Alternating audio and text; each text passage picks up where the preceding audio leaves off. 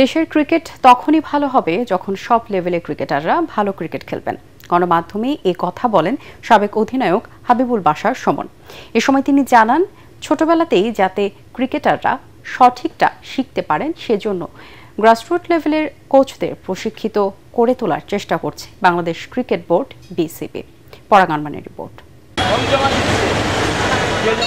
ক্রিকেটকে দেশব্যাপী ছড়িয়ে দেওয়ার কথা অনেক আগে থেকেই বলে আসছে বাংলাদেশ ক্রিকেট বোর্ড বিসিবি, কিন্তু সবাই চাইলেও কাজটা হয়ে ওঠেনি। কোথায় যেন বাধা, সেই বাধা টপকাতে উঠে পড়ে লেগেছে আমিনুল ইসলাম বুলবুলের নেতৃত্বাধীন কমিটি।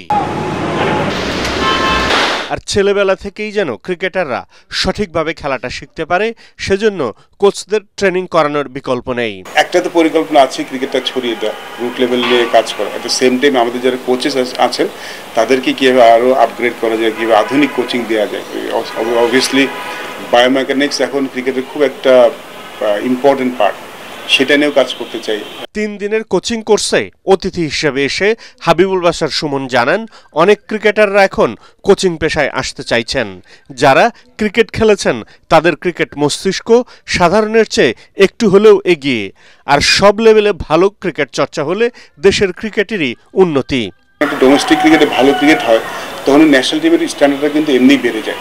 সো ওইখানে যদি আমরা ভালো করতে পারি, ন্যাশনাল ক্রিকেটের স্ট্যান্ডার্ড পারফরমেন্স তখন এমনি ভালো। দেশের বিভিন্ন স্থানে দায়িত্বরত কোচদের উন্নত প্রশিক্ষণ দিয়ে আরও প্রশিক্ষিত করতে গেম ডেভেলপমেন্ট ইউনিটের ব্যানারে 3 দিনের কোচিং কোর্সের আয়োজন করেছে বিসিবি।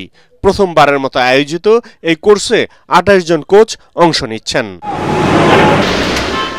পরাগ, এটিএন বাংলা, ঢাকা।